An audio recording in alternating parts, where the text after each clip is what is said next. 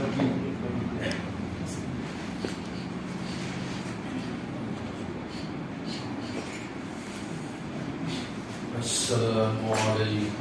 warahmatullahi ta'ala wabarakatuh. Alhamdulillahi rabbil alamin. Wassalatu wassalamu ala ashrafil anbiya'i wal mursalin wa ala alihi wa sahbihi ajma'in. Amma hormati dikasih al-fadhil wa imam Ustaz Nawawi, ahli jawatan kuasa surau, seluruh muslimin dan muslimat yang saya hormati dan saya kasih sekalian. InsyaAllah pada malam ini kita sambung pengajian hadis Sahih Muslim kita.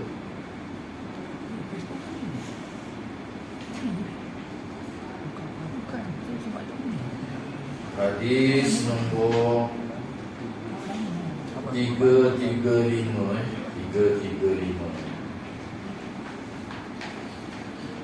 Tajuk pada malam ini tajuk yang ke-133 daripada tajuk besarnya Kitabus Shalah, kitab berkenaan dengan sembahyang. Kita dah baca 132 tajuk kecil di bawah tajuk as-salat. Pada malam ini menjawab salam dengan isyarat ketika sedang solat. Kalau kita sedang sembahyang, ada orang beri salam, nak jawab macam mana? Berdasarkan kepada apa yang dibuat oleh Nabi SAW, Nabi membuat isyarat dengan tangan. Tengok hadis dia, an Jabir radhiyallahu anhu annahu qala inna Rasulullah sallallahu alaihi wasallam ba'athani haja thumma adraktuhu wa huwa yasir qala Qutaybah yusalli fasallamtu alaihi fa ashara ilayhi falamma faghara da'ani faqala innaka sallamta anifan wa ana usalli wa huwa muwajjahun hina izin qibala al-masyriq. Dari Jabir bin Abdullah radhiyallahu ta'ala anhu, salah seorang kibarus sahabat, ulama sahabat, salah seorang di kalangan ulama di kalangan sahabat. Dia berkata, sesungguhnya Rasulullah sallallahu alaihi wasallam pernah memutuskan aku untuk sesuatu keperluan. Nabi suruh aku buat sesuatu, putus untuk ambil sesuatu keperluan. Kemudian aku bertemu dengan baginda sallallahu alaihi wasallam di dalam musafir. Kemudian aku bertemu dengan baginda sallallahu alaihi wasallam sedang dalam keadaan berjalan. Satu riwayat yasir, tengah jalan. Menurut Qutaybah, dalam riwayat Qutaybah, saat itu Nabi sedang solat, dalam keadaan berjalan, dan dalam keadaan solat. Maka di atas kenderaan lah kalau berjalan, kecuali suasana perang boleh berjalan. Biasanya musafir biasa di atas kenderaan sembahyang. Maka aku ucapkan salam kepadanya. Bukan sembahyang fardu lah. Lalu aku, kata Jabir, beri salam pada Nabi SAW. Kemudian baginda memberi isyarat kepadaku. Nabi beri isyarat padaku. Tak jawab. Nabi beri isyarat. Mayang tak ada jawab. Kena beri isyarat. Tak kala selesai solat, baginda SAW memanggilku seraya bersabda, sesungguhnya ketika kami mengucapkan ketika kamu mengucapkan salam tadi, aku sedang solat, kata Nabi. Nabi salam tadi, aku tengah semayang, kata Rasulullah sallallahu alaihi wasallam. Sebab itu Nabi buat syarat dengan takut tak faham, Nabi bagi tahu pula panggil dia. Nanti kata pasal aku tak jawab, tak, kerana Nabi sedang semayang. Dalam mazhab kita boleh jawab sama ada dengan isyarat, katakan, dan seumpamanya, ataupun kita boleh jawab selepas kita semayang, bahawi salam, baru kita jawab waalaikumsalam. Kalau dia ada dekat lagi lah, cara dulu. Baginda saat itu menghadap ke arah timur. Nabi pada masa itu menghadap ke arah timur. Timur ni kalau di Madinah dan di negara Arab, belah mana timur? Belah Malaysia ni lah, menghadap ke arah kita. Kiblat orang Madinah belah mana? Selatan. Mekah tu duduk selatan Madinah. Kalau semayang menghadap kiblat, kena menghadap ke selatan lah. Kalau di peringkat awal Islam menghadap Baitul Maqdis, kena menghadap ke utara. Tapi Nabi menghala ke arah timur, menunjukkan bahawa ini semayang sunat lah, semayang sunat. Dalam mazhab kita je klasik, semayang sunat ni mazhab kita mula-mula je menghadap kiblat. Semayang tak kenderaan, lepas tu tak menghadap kiblat lah. Di sisi mazhab lain, semayang sunat ni tak payah menghadap kiblat, mula tak menghadap kiblat, tak apa. Sebab hadis-hadis nanti kita akan baca nanti, semayang di atas kenderaan, di mana tidak ada menerangkan bahawa Nabi menghadap kiblat apa, tak ada. Tapi mazhab kita ni lebih teliti lagi. Dia ambil dalil-dalil umum semayang tu kena menghadap kiblat. Atas kenderaan pun mula-mula kena menghadap kiblat juga, lepas tu tak menghadap, tak apalah. Jadi sembahyang ini pada asasnya boleh di atas kenderaan, boleh di atas kenderaan. Dan kalau orang beri salam, itu buat isyarat angkat tangan. Bahawa mana ada sesuatu lah tu, jawab, ada respon, tapi dia mengangkat tangan.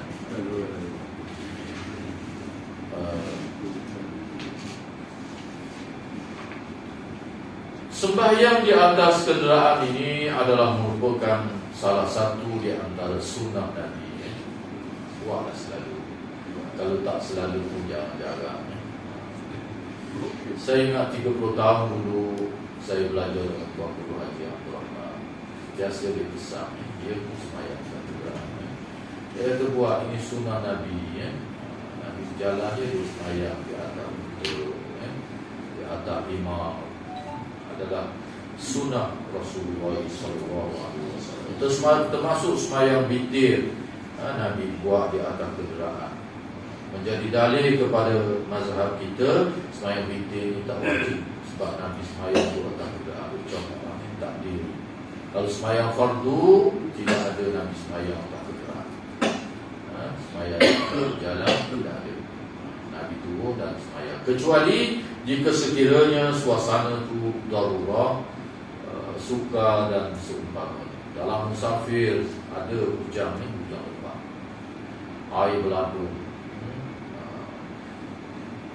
Masuk waktu sembahyang, Nabi suruh azan juga. Tapi Nabi SAW ini telah kita baca dulu dalam kitab kita ni, dalam bab azan.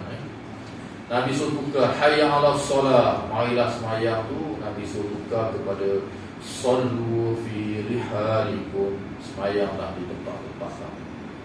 Nabi suruh sembahyang di tempat masing-masing. Sembahyang mana air kami? Suruh sembahyang di tempat masing-masing. Atas kenderaan pun tak perlu. Dalam suasana yang seperti itu, tak enak diri tak perlu dimaafkan.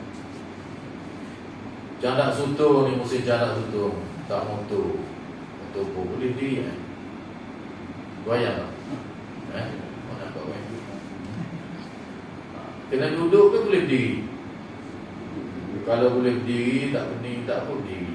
Mula-mula semayang fardu nak ada juga. Lepas tu, perahu tak nak mana pun tak apa. semayang sunat bila sebagai ulama tak payah ada kita. Semayang sunat qabliyah, ba'diyah boleh buat atas kenderaan. Semayang witir boleh buat. Balik main se-intens sekali. Hukum tu ada alami dah. Mazhab kita Allah Akbar. Tak. Itu semayang sunat ba'diyah isya 2 rakaat. Tak untuk bila mana ikutlah. Sampai rumah, Assalamualaikum. Buat Rumah budak dia api tak ada. ya, Rumah budak dia api. tak ada ambil. Bisa lah rumah ya lah. Tiga rakaat tak ada api. Buat Jadi 40. buat slow sikit ya. Dengan kereta baik, apa baik di bandar bagi semayang duha. Ya,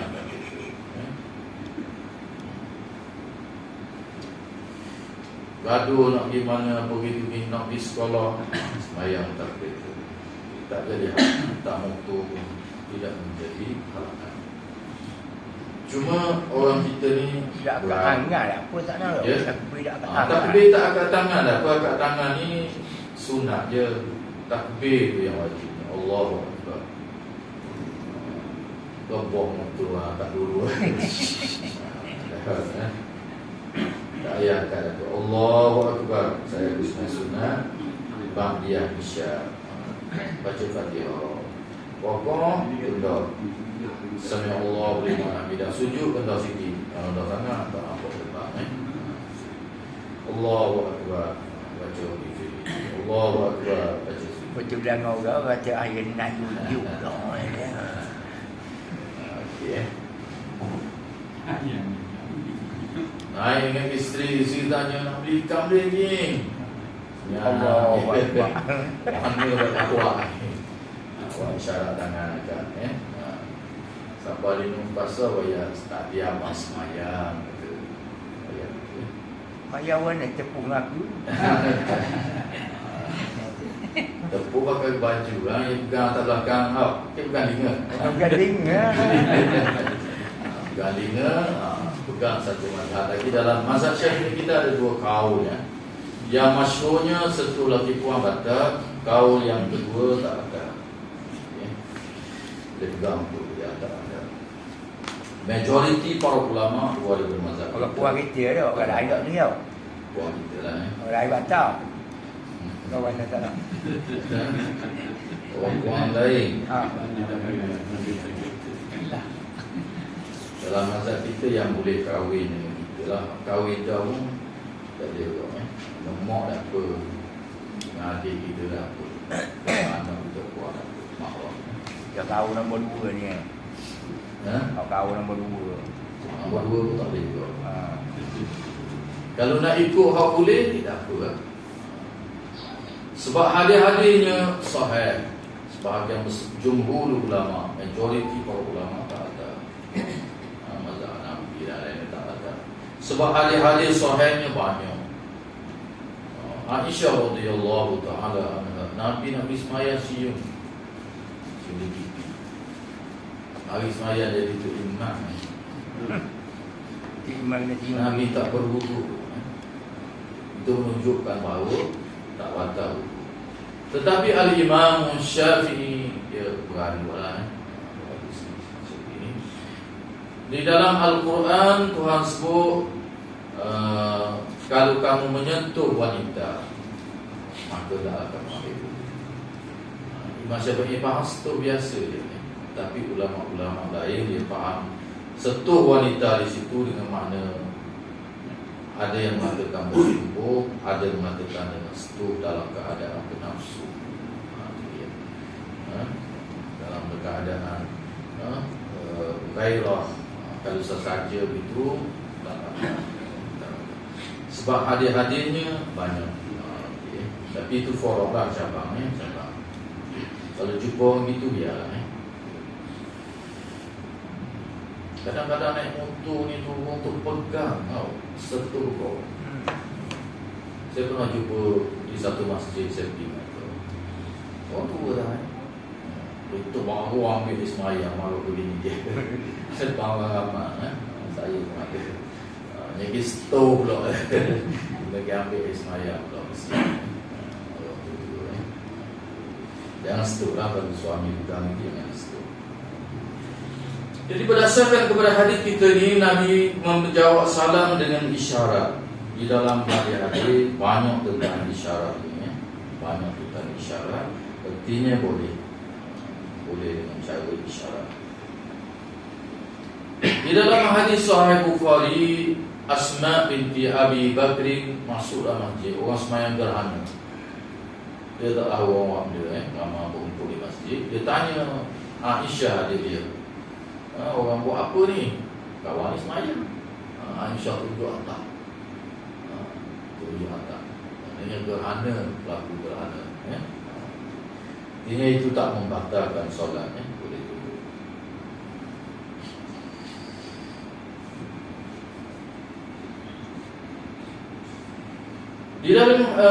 Di dalam Sahih Bukhari juga Aisyah radhiyallahu taala anha menceritakan masa Nabi sakit. Nabi tak semayang dalam keadaan duduk. Nabi duduk di atas itu atau rumah dia itu dia duduk atas. Lalu sahabat-sahabat ni mari. Dan Nabi SAW sedang semayang. Nabi semayang duduk. Lalu para sahabat nak ikut Nabi SAW semayang. Nabi semayang. Lalu apabila mereka berdiri, Nabi buat isyarat suruh duduk. Buat isyarat dengan tangan supaya duduk. Para sahabat duduk. Hadis Aisyah ada dalam Bukhari. Artinya boleh memberi isyarat. Semayang ni luar daripada mazhab kita, majoriti para ulama, kalau imam semayang duduk, kita duduk. Makmum duduk. Ju'ilal imam liyu'tamma bih, dijadikan imam ni untuk diikuti. Kalau imam tu uzur, dia duduk, makmum kena duduk. Begitulah ajaran Nabi SAW dalam hadis yang banyak. Tetapi di penghujung usia Nabi, Nabi sakit nak mati dalam Bukhari, tapi tak jelas. Nabi keluar dalam keadaan duduk. Abu Bakar berdiri, makmum lain berdiri. Siapa jadi imam tak tahu. Dia molek. Abu Bakar ke Nabi jadi imam. Jadi dalam mazhab kita, Nabi jadi imam, jadi orang lain berdiri pula tu. Maka ini menasahkan syariat yang lalu. Tetapi majoriti para ulama mengatakan, kalau Nabi nak menasahkan sesuatu hukum yang telah lalu, dia bagi tahu. Masyhur di seluruh semenanjung tanah Arab sebelum Nabi wafatnya, begitu hukum. Adik-adiknya banyak dalam Bukhari, dalam 4-5 juga Imam Bukhari bawa adik-adiknya, bahawa kalau imam tu duduk, kita duduk. Imam berdiri, kita berdiri. Adik-adiknya begitu. Tetapi hadis di penghujung usia Nabi itu berlaku perbahasan. Al-Imam Syafi'i berpandangan bahawa Nabi jadi imam, Nabi duduk, orang lain berdiri belakang. Ini menasahkan ajaran yang sebelum. Walau bagaimanapun, majoriti para ulama mengatakan tak nasah. Sebab kalau nasah subuh, Nabi wayang. Sebab sebelum ni Nabi wayang terang. Dengan isyarat pun ada. Nabi semayang duduk, orang ikut, Nabi suruh duduk. Dengan lisan Nabi pun ada. Artinya itu yang diamal oleh para sahabat di seluruh dunia Islam waktu itu, di semenanjung tanah Arab. Sebahagian ulama dalam mazhab kita sendiri pun cenderung kepada pandangan majoriti di Benua Mesir dan lain-lain ulama hadis, oleh kerana hadis-hadisnya sahih dan terang, ada dalam Bukhari, Muslim dan lain-lain, maka makmum kena ikut imam. Artinya ini forok dan cabang ulama. Mazhab kita yang muktamadnya, kalau imam duduk, kita berdiri juga. Kalau kita sihat, kita kata berdiri juga. Jadi kalau kita pergi luar negara, tengok ke imam duduk, orang segar mari naik motor, naik apa, buat pergi duduk cuma buat biar. Majoriti dalam mazhab dalam Islam ini ikut tu imam, tu imam duduk, dia duduk. Jadi dalam hadis Bukhari, Nabi buat isyarat duduk. Nabi suruh duduk semuanya dengan tangan lah, lalu sahabat duduk. Artinya boleh diberi isyarat dalam solat, tak membatalkan sembahyang. Gerakan yang begitu tidak membatalkan sembahyang. Termasuk juga isyarat ni, nanti kita akan bertemu hari depan lagi. Orang lelaki kalau imam salat, subhanallah. Orang puan tepuk tangan, tepuk tangan, tangan kanan tepuk di atas belakang tangan kiri. Macam tu Jadi kalau masjid surau ni Muslimah kita dengar pun dah tepuk tangan tu. Kalau semayang rumah lah, kita semayang dengan isteri, kita salat isteri tepuk tangan. Tapi dalam mazhab Maliki boleh sebut subhanallah juga, sama macam lagi, tak jadi halangan. Terutama main rumah tak jadi fitnah lah, kecuali kalau jadi fitnah dia tu. Main rumah itu fitnah apa tak. Kalau masjid negeri-negeri Arab banyak muslimah ni duduk di atas itu tak apa. Kalau dia tepuk tangan ada apa tu lelaki lah. Surah kita ni muslimah dalam tepuk tangan tak ada mau. Laki lah ala dari masjid ni ada laki suara Allah. Cuma di rumah ke apa ke semayang dekat, maka tepuk tangan tepuk tangan. Tangan kanan tepuk di atas telapak belakang tangan kiri Isyarat juga tu dipanggil dalam buku isyarat. Dalam fiqh ni banyak isyarat-isyarat ni dibolehkan. Umpamanya kita mari nak jadi makmum pada seseorang yang tengah semayang, takbir Allahu Akbar, kita cuit dia. Itu kita bagi syarat nak jadi makmum pada dia. Kalau imam tu sedar, dia niat jadi imam. Sedar, orang cuit dah. Ini dia panggil isyarat. Tuan Guru Haji Abdul Rahman Fatani Rajin sebut, dia dalam masyarakat kita ni, dia dicuit dulu. Tak boleh sebenarnya. Itu kita ganggu orang semayang. Dia baru duduk betul kain yang ambil letak dicuri pula. Betul pula, baru nak angkat takbir. Kawan tu niat jadi imam. Kawan ni dah tahu mengalir dia. Jangan. Itu dia panggil ganggu orang semayang. Allah ganggu orang semayang. Kita akan takbir Allahu Akbar tu dekat dia, baru dia curi. Itu sebahagian daripada perbuatan semayang. Kita nak jadi makmum dia. Tetapi sebahagian ulama hadis mengatakan cara isyarat macam ni dalam nas-nas yang sahih dalam Bukhari Muslim ni tak ada. Tetapi berdasarkan kepada hadis-hadis isyarat itu dimasukkan juga. Sebahagian kata memadai dengan takbir je, Allahu Akbar, macam hadis Ibnu Abbas dalam Bukhari dan Muslim ni kita telah baca dulu. Ibnu Abbas semayang malam, Nabi semayang dah. Dia ambil semayang, dia ikut. Dia duduk belah kiri Nabi pusing dia belah kanan. Dia takbir je, tak payah cuci dia tu. Tapi kalau nak isyarat, nak cuci pun boleh. Dalam mazhab kita masuk begitu. Kita imam pula tak boleh jadi imam. Kenapa lagu mana? Orang curi dah ni isyarat nak suruh kita jadi imam. Kita tak setuju, tak boleh jadi imam. Umpamanya lepas maghrib tak mau balik duduk sini. Tak. Kita dulu maya isa ada tak qada. Qada maya isa Allahu Akbar. Masuk orang. Ada orang semai sunat dia. Dia pun ikut belakang kita. Dia ikut belakang kita, dia curi kita. Warna kita main isa. Dia mesti maya maghrib dah waktu tu lagi. Kita dah habis lagi. Dia nak beri salam tengok. Kita tak mau dia ikut kita. Nak macam mana? Ataupun biasa tempat-tempat orang belajar, tapi masjid-masjid dia mengulang Al-Quran ini dalam semayang mengulang Al-Quran dalam semayang tu mulainya.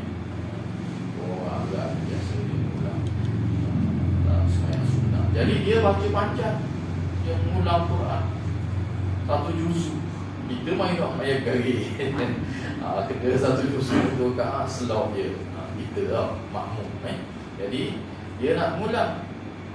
Nak macam mana? Tak boleh dia ikut kita. Kita beri isyarat pada dia. Boleh angkat tangan. Mari belakang juga kita. Kita nak mengulang Quran. Kita kotor main Isa. Garik memang garik ni ya. Kita yang buka kat tangan ni. Dia boleh mufaraqah daripada itu lah. Ataupun boleh angkat sebahagian begini tangan InsyaAllah boleh buat. Setengah tu disebut nak 45 darjah. Macam 45 darjah ini angkat tangan. Begini boleh, begini pun boleh ya. Isyarat boleh ya. Orang nak litah kita dalam hadis-hadis ya. Awak mana? Nak litah depan kita angkat tangan, angkat tangan isyarat bagi ni angkat tangan tak begini ke ataupun 45 darjah tak berapa angkat tulis ada jadi ada buktinya lampu macam ya Ceko tak nak lampu gitu. Ceko itu dipanggil isyarat juga boleh ya, tak jadi halangan. Bahkan disuruh oleh Nabi sallallahu alaihi wasallam alam. Sebab itu solat ini sahabat-sahabat Nabi dalam Bukhari sebut bahawa main sunat ni dia orang cari tiang supaya orang tak litah. Kalau litah depan tiang tak apalah, dia sebagai benteng. Kalau kita duduk rumah padang kena buat sutrah, kena ada penghalang. Orang nak litah depan tak apalah. Tapi kalau litah depan yang kita tanda tadi paling kurang kalau zaman Nabi tu dia letak pelana, letak tungkat Nabi pano. Kalau tak ada apa Nabi gawe depan orang nak minta depan tak ada atas pasir tu dia gawe. Itu dipanggil sutrahan penghalang. Intinya isyarat ni boleh dalam solat.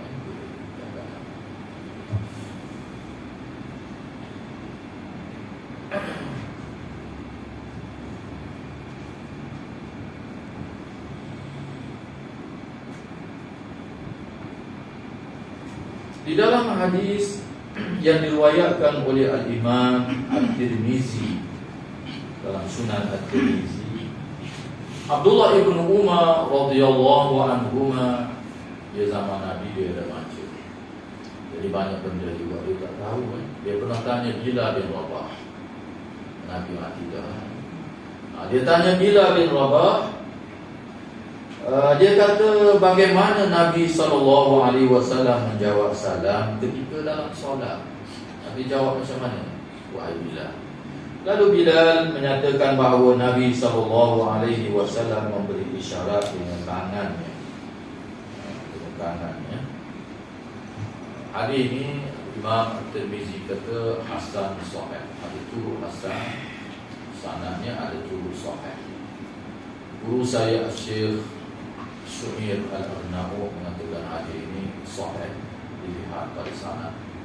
Ini boleh dijadikan hujah. Nabi mengisyaratkan dengan tangan, diangkat tangan. Buat macam ni pun dah dianggap sebagai isyarat. Mana kita semayang lah tu. Kalau tak semayang kita kata Waalaikumsalam. Itu kaedah dia. Dalam setengah riwayat menggunakan jari isyarat. Para ulama mengatakan jari tangan tu macam suku lah. Sebab jari itu tangan. Ada berbagai riwayat. Jadi artinya isyarat di dalam solat tak menjadi halangan. Jika sekiranya ada sesuatu yang mustahab dan penting berdasarkan hadis-hadis yang kita sebut tadi, antaranya ketika orang beri salam, kita tengah sembahyang, hendaklah kita isyaratkan dengan tangan, kita angkat tangan ini. Wallahu ta'ala a'lam. Hadis yang seterusnya itu panjang, kita baca di minggu hadapan. Satu hadis malam dah faham, nak mari dengar je dah. Sahih Muslim mukhtasar kita ni ada 2000 lebih. Kalau boleh mau yang sekaligus malam ya selesai dah tu. Tapi tak boleh. Ilmu ni riwayat sikit-sikit. Mari dengar semua alim. Ni pun dah 130 tajuk lah. Bab semayang saja nampak sebelum kan dia. Kalau ingat dah kita tu pun alim dah. Boleh ngajar. Saya lihat dalam grup WhatsApp surau kita tadi banyak persoalan-persoalan yang ditimbulkan. Jadi insyaAllah saya cuba jawab sekadar yang sempat.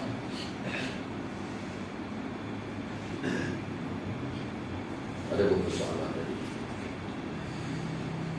Di antaranya ialah kita dengar soalannya, yaitu berhubung dengan kurban dan akikah. Ini dekat kurban dan akikah.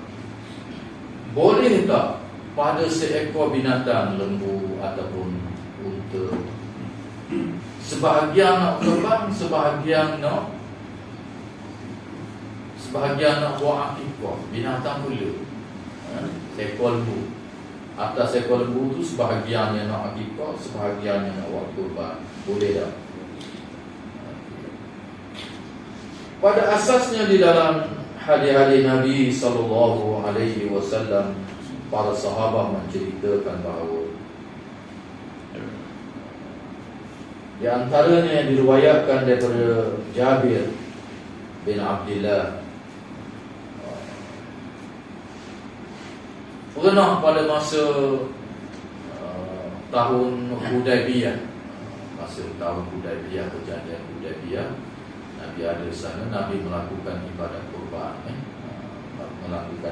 kurban, yang mana unta seekor tu 7 orang, berkongsi 7 orang.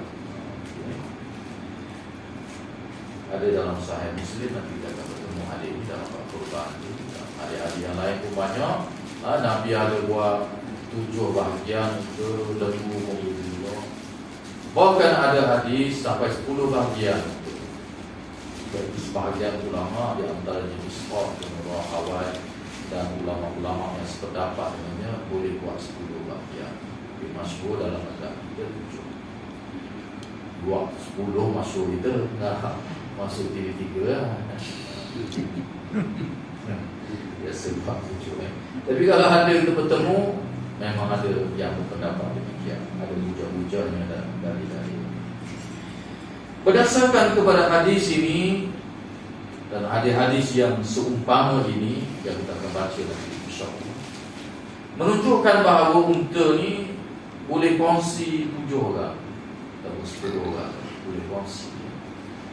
Apabila boleh kongsi, artinya ada bahagian-bahagian pada unta dan tidak pada lembu. Kalau kambing tak, kibah seekor seorang, satu bahagian. Jadi apabila banyak bahagian, maka bagaimana? Boleh tak kita nak ishtirak di bahagian?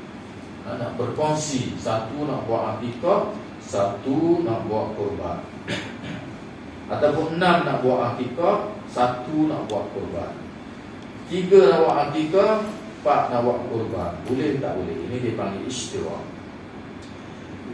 Al-Imam Nawawi rahimahullahu ta'ala anhu ketika menguraikan hadis ini, dia kata, oleh kerana pada binatang itu ada 7 bahagian, maka tidak menjadi halangan kita berishtirak, bersyarikat pada binatang itu dengan 7 orang dan dengan niat masing-masing.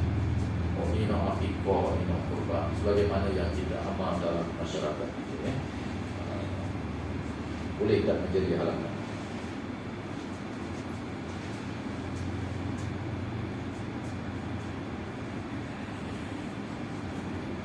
Menurut mazhab Hanafi pun boleh juga ishtirak, satu binatang pun nak kurban dan nak akikah.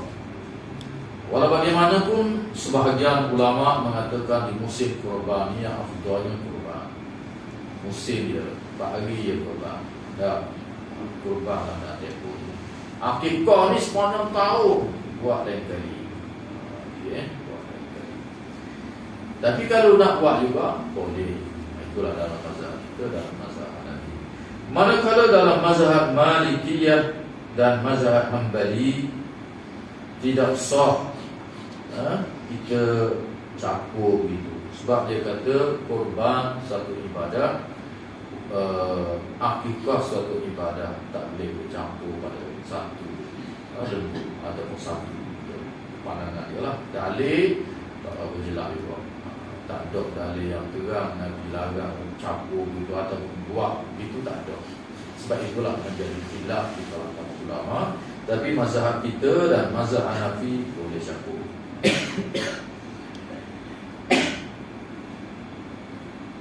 Saya sendiri pun bersetuju campur juga lah, campur. Sebab masyarakat kita ni kadang-kadang nak buat sendiri akikah fikir tak apa nak ada tu lah. Kalau beli kambing kat nak jatah cukup omong 1,000 lebih, duit tu lah. Walaupun boleh buat seekor anak ganti, tapi biasanya kita buat 2 ekor 3,000 kambing besar, duit tak apa nak ada. Jadi di musim kurban ini kita ambil sebahagian, mungkin 500, 600 nak kurang lagi 2 bahagian pun lembu buat kecil sikit 400, baru 800, dia boleh ambil peluang situ. Sebahagian ulamanya sah, sebab di situ dia ada bahagian-bahagian masing-masing, walaupun seekor lembu seekor. Dan masyarakat kita ni tak boleh nanti kita pergi luar negara, kita bertemu orang kata tak boleh, memang ada mazhab Malik, mazhab Hanbali tak boleh. Ini mazhab kita boleh. Jadi inilah keistimewaannya. Orang susah ni boleh taklid mazhab kita.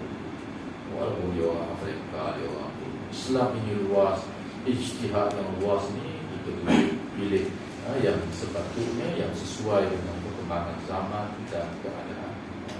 Karena zaman ekonomi payung ni, duit tak pernah ada. Soalan yang seterusnya yang ditanya berkenaan dengan ambil korban kan, korban. Dan bila lagi korban.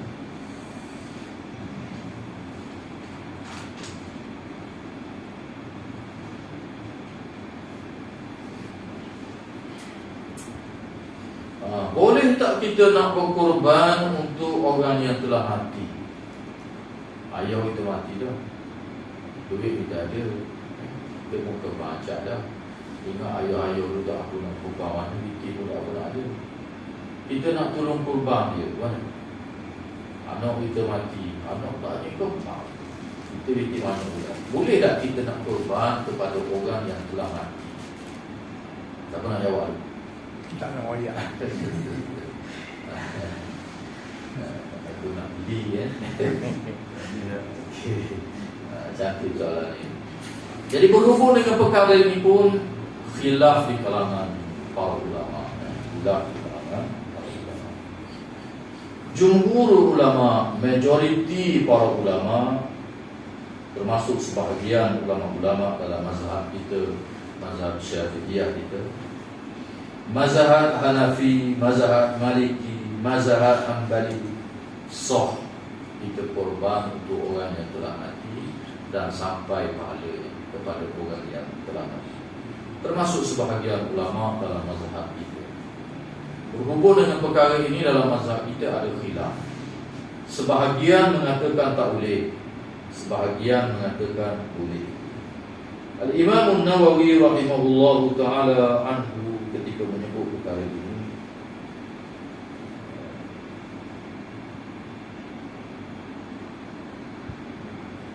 dalam mazhab kita ni ada 2 pendapat. Mazhab pendapat yang pertama dan pendapat ini agak ramai sekali dalam mazhab kita. Sebab itulah kita dengar di kalangan ustaz-ustaz kita, dia mengajar tak boleh lah, tak boleh. Untuk orang yang telah mati tak boleh, dia kata, kecuali orang itu masa dia hidup dia wasiat. Kalau ayah mati tak ada nak kebaki, kebak untuk ayah. Buat mati baru dia wasiat itu kena kurban lah, kurban. Itu pandangan sebahagian ulama dalam mazhab kita dan pandangan yang ramailah dalam mazhab kita. Walau bagaimanapun pandangan yang kedua kata Al-Imam Nawawi dan mengikut pandangan jumhur ulama, majoriti para ulama daripada berbagai mazhab, bahawa boleh kita berkorban di atas nama orang yang telah meninggal dunia. Dalil-dalilnya banyak juga lah. Antaranya ialah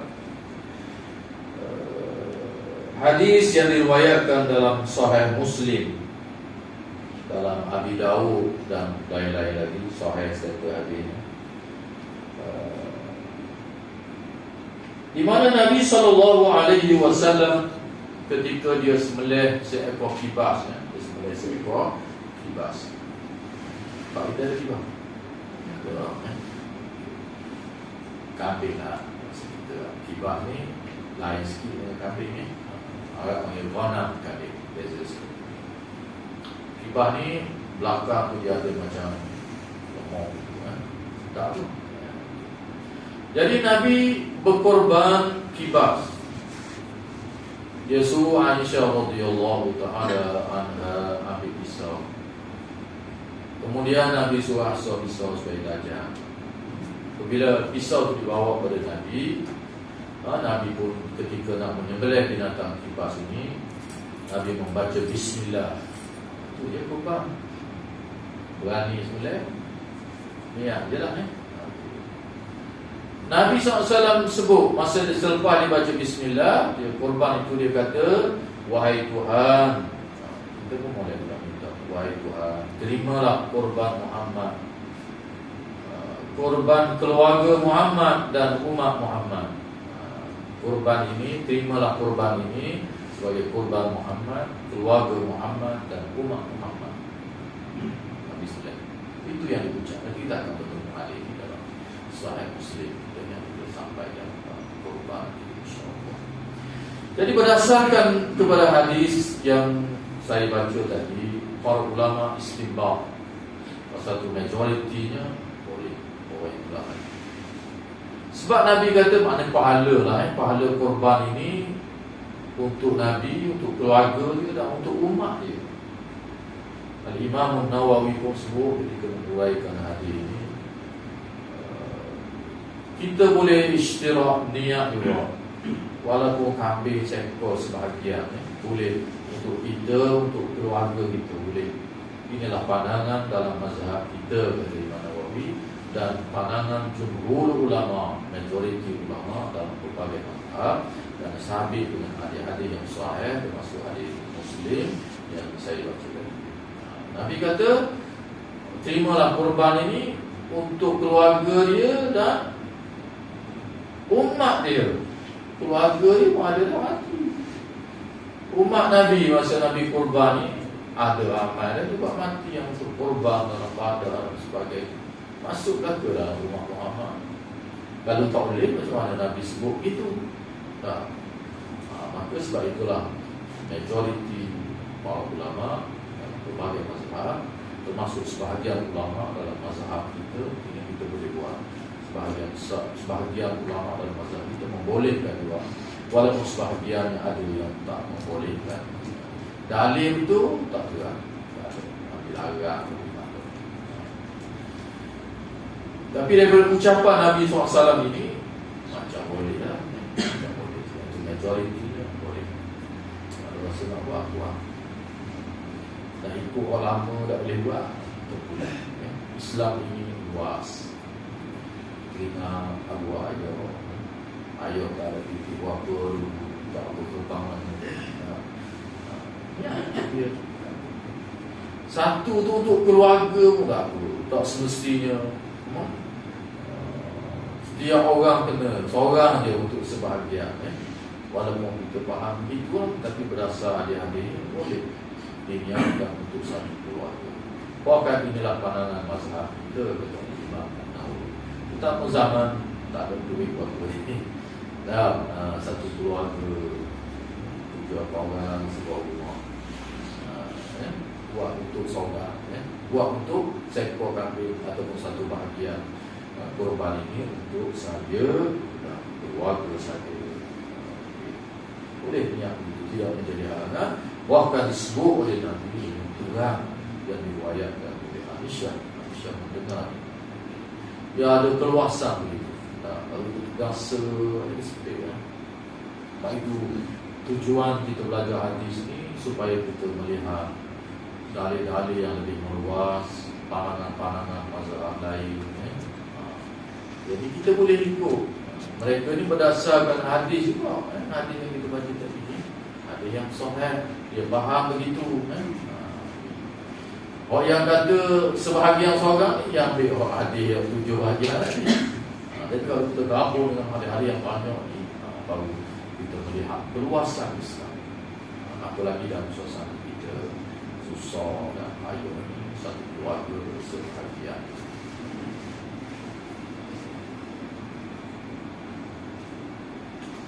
Pernah orang tanya saya, nak kumpul duit mana? Dah cukup nak kembang.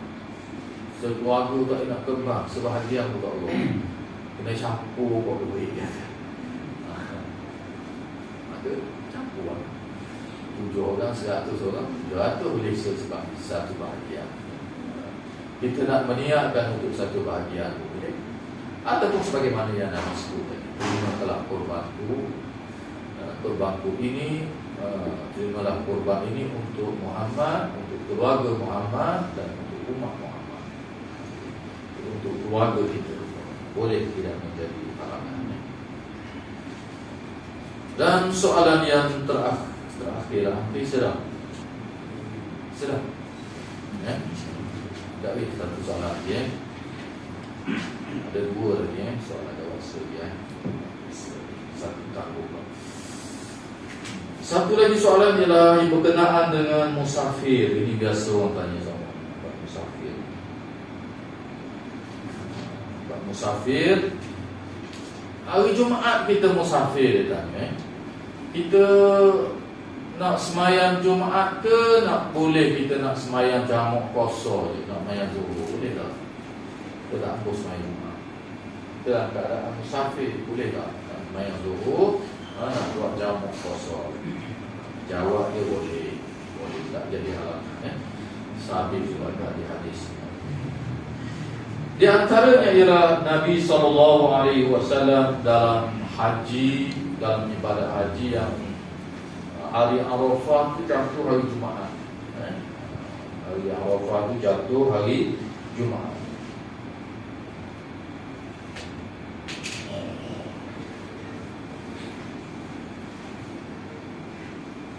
Di mana Nabi SAW semayang di Arafah itu semayang jama'an wa qasra, jama' dan qasra, semayang zuhur dan semayang asar. Nabi tak semayang Jumaat di Arafah, dia semayang zuhur dan asar. Artinya tidak menjadi halangan semasa musafir kita mengerjakan semayang jama' qasra, iaitu zuhur dan asar.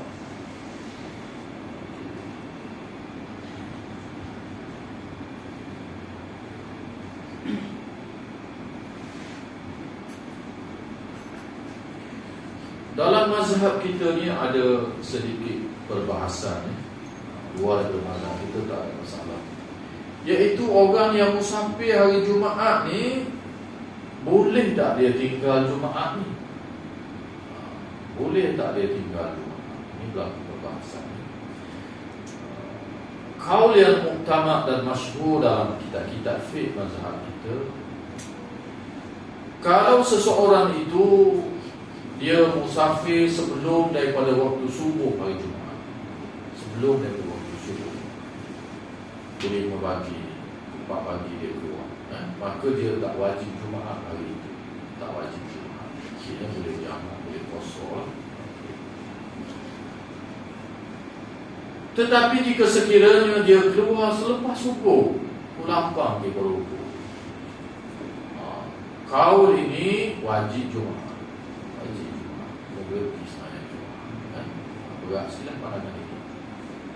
Walau bagaimanapun Al-Imam Nawawi rahimahullah ta'ala anhu mengatakan dalam mazhab kita ada 2 kaul yang besar untuk perkara ini. Antara ini dalam Rawdatul Talibin, Imam Nawawi kata ada 2 kaul. Kaul yang kedua, bahawa orang yang musafir walaupun lepas subuh, tetapi sebelum gelincir matahari, dia sudah gugur kewajiban Jumaat. Tak harus main Jumaat, tak gugurlah kewajiban Jumaat. Sebab wajib Jumaat ni dalam Quran sebut apabila kamu diseru pada hari Jumaat untuk sembahyang Jumaat. Kita tak ada lah. Itu musafir lah. Orang yang, sebab itu dalam syarat-syarat Jumaat ni, yang wajib Jumaat ni orang lelaki. Kita tengok bahasa syarat ni, kita akan baca sampai Jumaat nanti. InsyaAllah kita dalil-dalil. Orang lelaki, orang mukallaf, orang yang mukim, itu yang wajib Jumaat. Musafir tak wajib, orang yang mukim yang wajib. Dari Jumaat kita keluar naik bas SKF Gomil lah. 12.30 ada Porupo lah. Mungkin tak kita dalam keadaan musafir, gugur kewajipan Jumaat.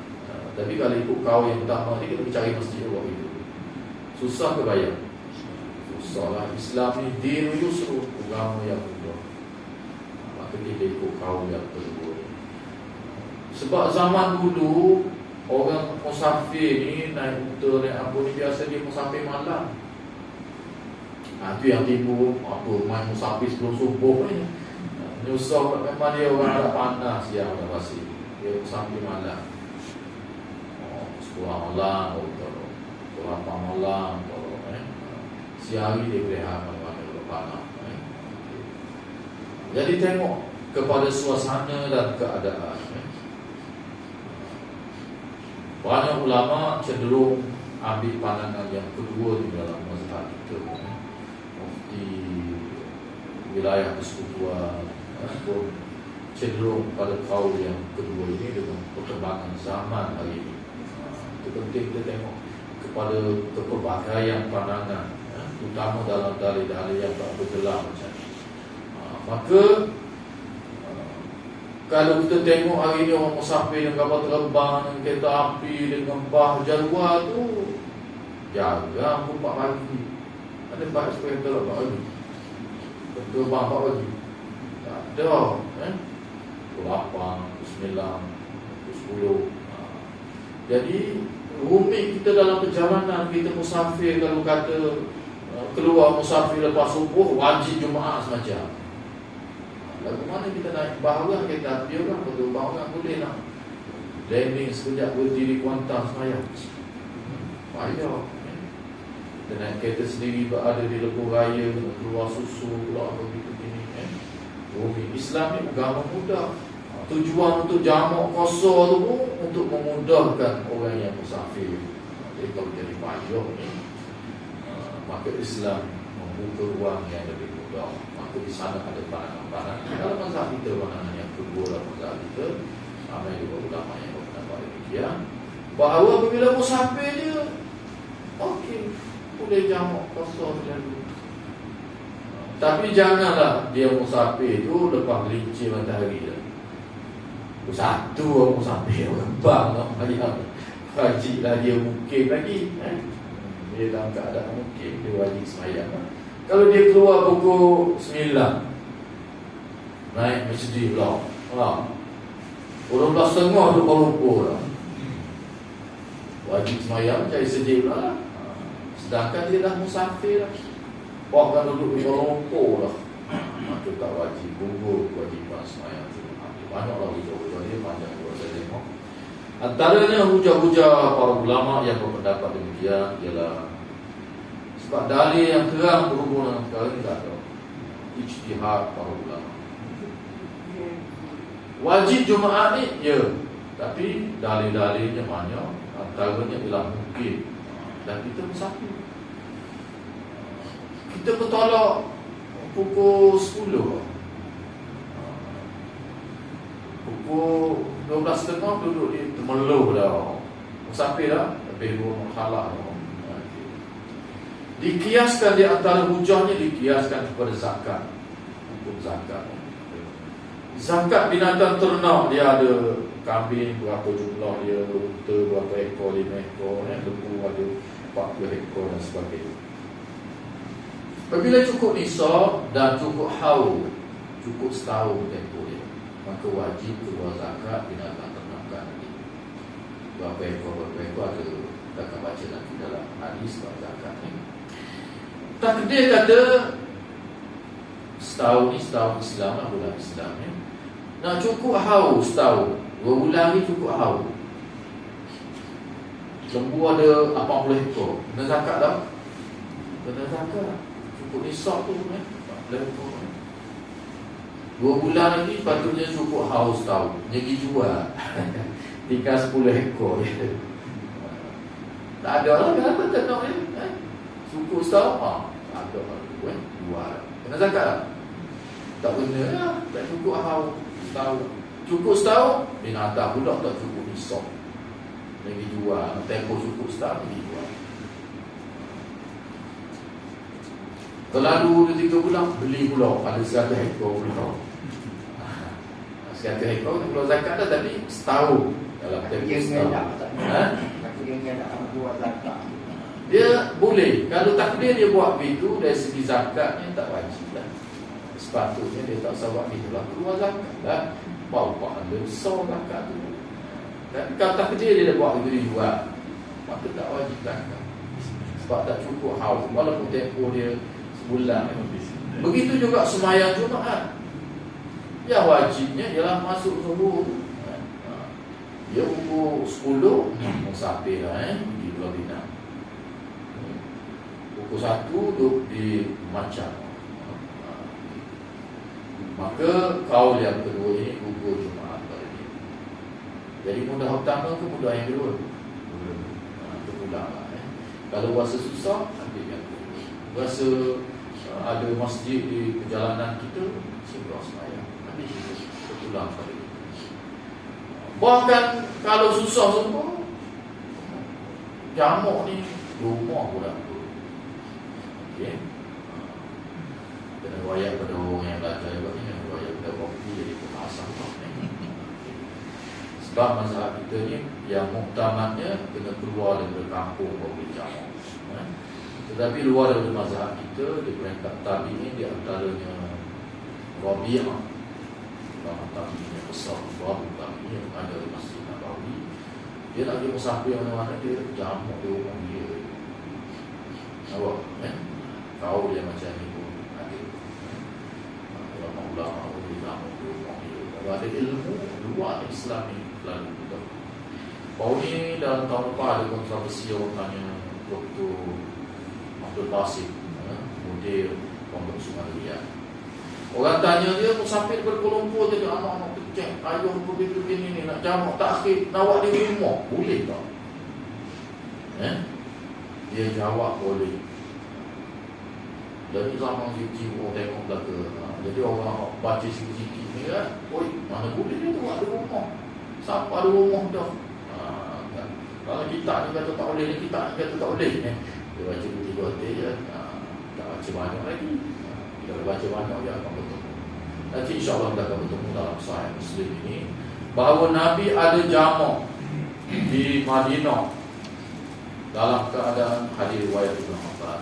Dalam keadaan Nabi tak sakit, Nabi tak musafir, dalam suasana tak hujan, Nabi jamak. Nanti kita akan tengok nanti di Madinah Nabi buat. Jika sekiranya ada hajat dan keperluan. Dah ada berhajat tak? Orang tanya saya, macam mana ni Ustaz? Saya kata dia berhajat tak? Hajat lah. Anak kecil, nak singgah di perhentian malam-malam, tak ada orang berapa. Roti semayang ni masjid dalam keadaan tengah malam, pukul 3 pagi, anak kecil tidur, apa begitu-begini. Nak turun tinggal dalam keadaan anak kecil tidur, keselamatan dan sebagainya. Tak balik semayang di rumah. Hajat dan keperluan. Jika sekiranya ada hajat dan keperluan dan kita tak buat ini semua, maka boleh. Ada hadis yang sahih dalam Muslim, kita akan bertemu nanti. Ibn Abbas pun jamak di Makkah. Orang tanya dia, seorang tadi bertanya, macam mana jamak ni di Makkah? Ibn Abbas di Makkah. Ibn Abbas meriwayatkan hadis ini. Dia kata Nabi pernah buat ketika di Madinah, bukan dalam keadaan musafir, bukan sakit, bukan hujan. Kalau hujan boleh jamak. Nanti kita akan bertemu dan saya akan buat dengan lebih panjang lagi, insyaAllah. Wallahu ta'ala anhu ala mutu qawli hadha wa sallallahu alaihi wa sallam. Assalamualaikum warahmatullahi wabarakatuh. Mau malam, insyaAllah.